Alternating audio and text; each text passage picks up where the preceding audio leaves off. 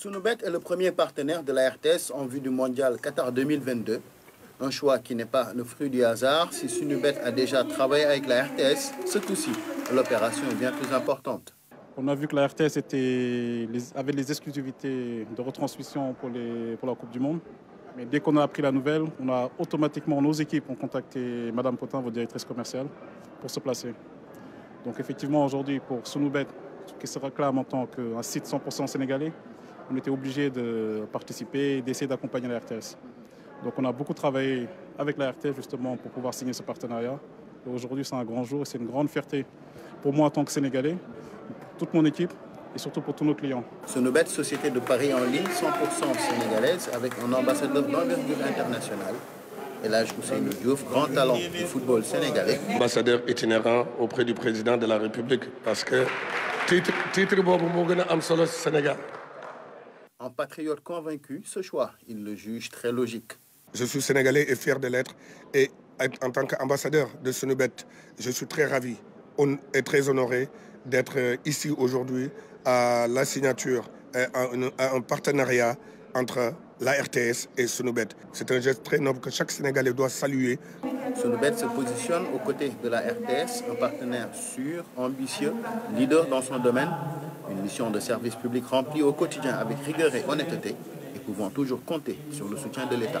Vous nous honorez par la confiance que vous nous faites. Nous n'allons pas non plus vous décevoir. C'est l'occasion pour nous, RTS, de remercier les autorités sénégalaises, en particulier le chef de l'État, son Excellence Macky Sall, qui a compris depuis toujours que l'État du Sénégal est le seul et unique actionnaire de la RTS. La RTS tire l'essentiel de ses ressources de l'État du Sénégal et qui l'inscrit sur ses budgets. C'est pourquoi c'est important que l'opinion sache que ce n'est pas une bonne formule de dire que lorsque l'État finance la RTS, c'est l'argent du contribuable. L'argent du contribuable est à la Sénélec, on paye notre courant. L'argent du contribuable est même sur les routes à péage, nous payons. C'est extrêmement important de savoir que ce sont des lignes dédiées aux sociétés nationales. Même le port autonome de Dakar, malgré ses recettes, bénéficie des subventions de l'État parce que l'État est actionnaire. C'est extrêmement important. Donc, soyez à l'aise.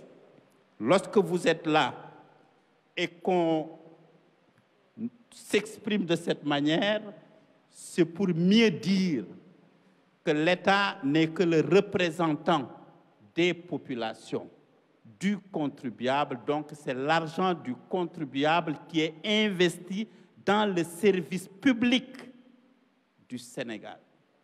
Si demain, par extraordinaire, comme c'est arrivé dans un pays que je ne citerai pas, le Sénégal, qui est qualifié, ne diffusait pas les matchs, c'est l'État et le service public de la radiodiffusion-télévision qui auraient des comptes à rendre aux populations parce que le droit à l'information est un droit inscrit dans la Constitution.